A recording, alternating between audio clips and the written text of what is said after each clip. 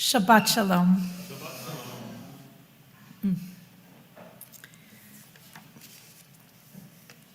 On a windy June morning, the townspeople gather. They come forward and place a piece of paper in an old and tired box. There is a palpable tension in the air and a bit of excitement as the children run around, innocently gathering rocks and making a little pile at the corner of the town square. The townspeople come forward, greeting one another, assessing the weather, and discussing the events that are about to take place. Old Man Warner, a grizzled patriarch of the town, turns to one of his town's friends and says, "Lottery in June, corn coming soon." He waxes a little nostalgic about lotteries of old and expresses concern that nearby towns may be abandoning the tradition. Tessie Hutchinson, one of the mothers and wives of the town, runs in. Of course, she's a little out of breath and a little excited, a little embarrassed that she's overslept a touch. She gets a little ribbing from her lady friends, and then the town gets down to business. This is the annual ritual of the lottery, the iconic 1948 short story by Shirley Jackson. Some in the town seem reluctant to continue to participate in the annual ritual, but there is nonetheless the sense that if the lottery isn't conducted appropriately, an ill harvest will be the result. Of course, as the story progresses, and it is very short, but goodness does it stay with anyone who reads it, and I'm sure you all have, it is soon apparent that what the town is selecting is someone to be their annual scapegoat.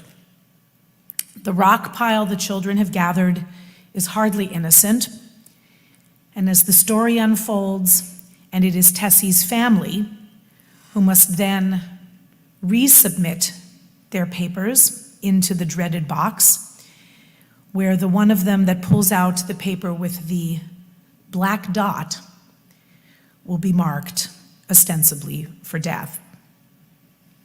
Tessie is a sacrifice offered for some demon purpose to provide the town with the luck that they so desperately and deludedly think will be theirs by following this ancient ritual. The notion of a scapegoat is actually first really described in the Yom Kippur ritual. It's likely not absolutely original, but most sources say that our Torah portion today is the oldest appearance of such an elaborate ritual. And yet, the scapegoat was not sent away into the wilderness, bearing the burden of the Israelites' sins as a way for them to get off the hook. Sacrifice of animals was, of course, very common in the ancient world. And this was not the only goat that met its end on that day. 2 identical goats were brought before the high priest, and a lottery was held. The notion of chance, that our destiny could go one way or the other, based on something as capricious and as out of control as the pulling out of a piece of paper, is actually, according to Maimonides and all of the rational thinkers, and even many of the mystical thinkers over the centuries, was something tangible that the ancient people would have been able to relate to and would have been a feeling of relief. They didn't blame their sins on the goat.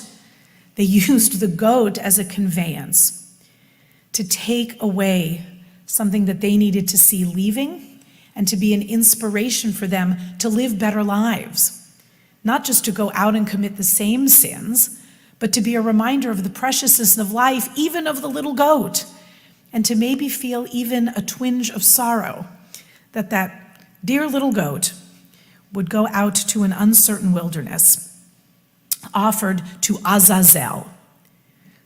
What and whom and where Azazel was exactly, it's mentioned only in this parsha, so it's really fascinating in that way. We're always amazed at things that appear pretty much just once. The name Azazel appears multiple times in the parsha, but this is the only place we find it. It can be divided into two words, Ez Azal, very simple, the goat that went away. That's kind of the most superficial reading of it. But we think that Azazel may also have just been a description of a rocky, barren place, maybe not as interesting, but also the sense of a demon goat god that dwelt in the wilderness. It strikes us as very strange. But traditional thinkers reconcile it by saying, if God commanded it, it must have been allowed. Therefore, we don't consider it an idolatrous practice. But this notion of the scapegoat, which actually didn't get that name until a 16th century English translation of the Bible by William Tyndale, where there it was referred to as the scapegoat, and after a while the E disappeared, it was an apostrophe, and then that disappeared too, leaving us with our unfortunate word scapegoat. Actually, very opposite of what the original biblical notion was. But the use of scapegoats has a long and varied history involving many kinds of animals, as well as human beings. In ancient Greece, human scapegoats, known as pharmakoi, were used to mitigate a plague or other calamity, or even to try to prevent such ills. The Athenians, for instance, chose a man and a woman for the festival of Targelia.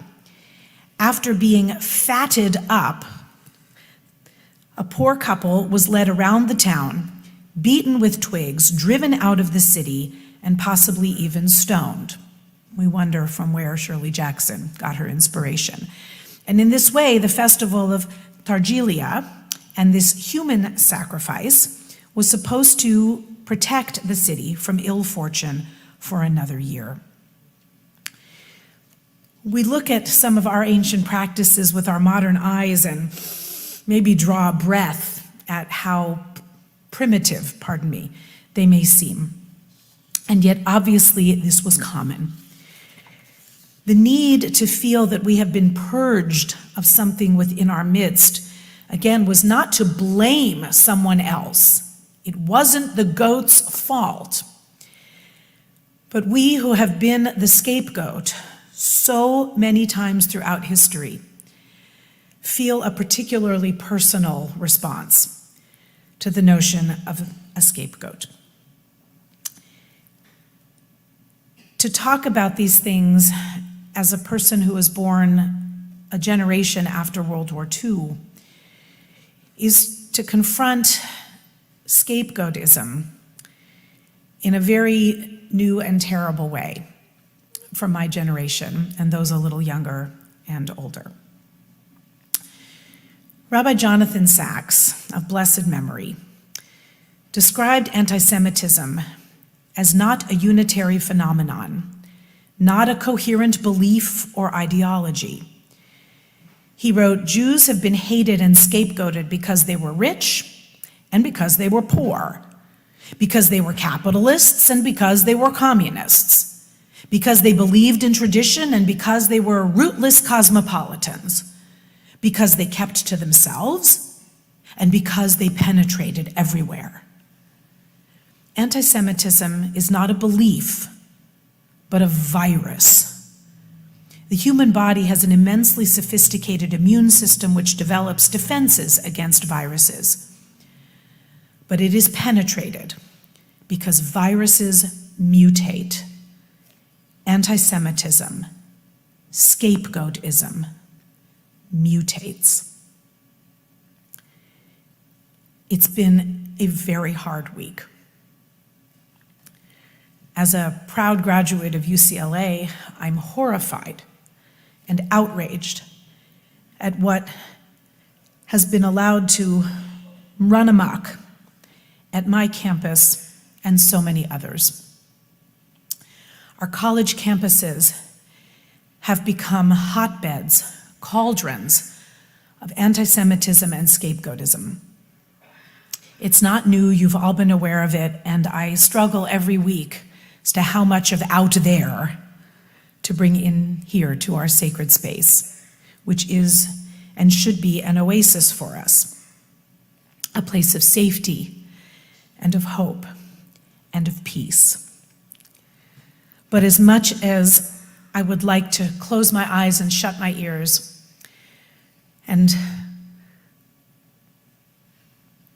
not look at the mutation, the metastacism that is going on in this country and around the world, is to be an ostrich, and we can't afford to be.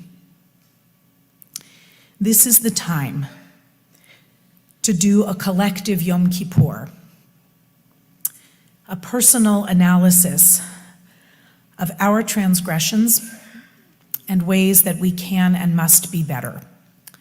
The Yom Kippur rituals began with the high priest confessing his sins, the sins of his family, and then the sins of his people.